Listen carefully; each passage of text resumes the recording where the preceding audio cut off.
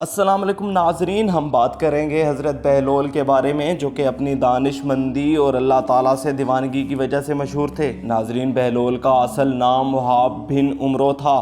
یہ اکثر ایسی حرکتیں اور ایسی باتیں کر دیا کرتے تھے جو بظاہر سمجھ میں نہ آتی تھیں۔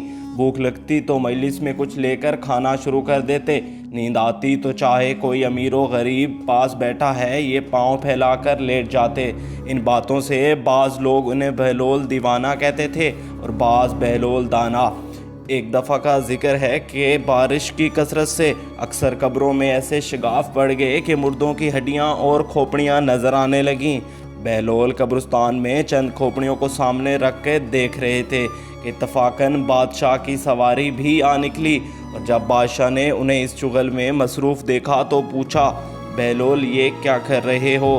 آپ نے فرمایا، میرا اور آپ دونوں کا باپ مر چکا ہے، میں اب یہ دیکھ رہا ہوں کہ تمہارے باپ کی کھوپڑی کون سی اور میرے باپ کی کھوپڑی کون سی ہے۔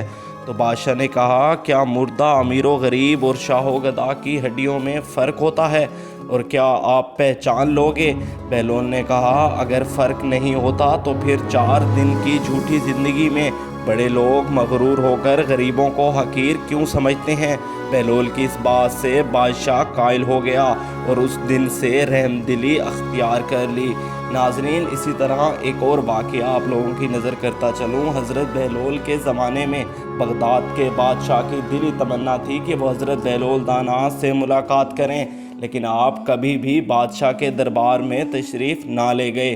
ایک دن یوں ہوا، بادشاہ چھت پر آرام فرما رہے تھے، اس نے حضرت بہلول دانا کو شاہی محل کے قریب سے گزرتے دیکھا۔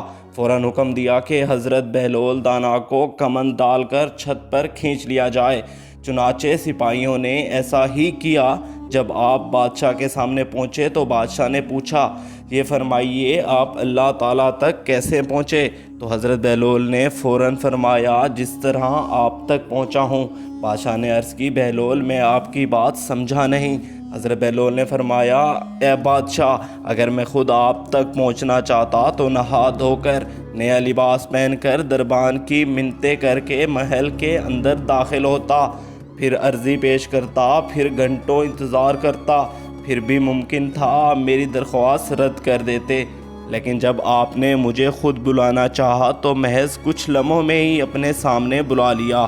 اسی طرح جب اللہ تعالیٰ کو اپنے بندے کی کوئی ادا پسند آ جاتی ہے تو اسے لمحوں میں قرب کی وہ منزلیں طے کروا دی جاتی ہیں جو بڑے بڑے لوگوں کے لیے باعث رشک بن جاتی ہیں۔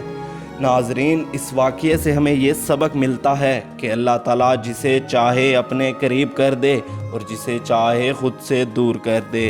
اس کے ساتھ ساتھ ہمیں یہ بات بھی یاد رکھنی چاہیے کہ ہم اللہ تعالیٰ ہی کی مرضی سے اس دنیا میں آئے اور اللہ تعالیٰ ہی کی مرضی سے اس دنیا سے چلے جائیں گے۔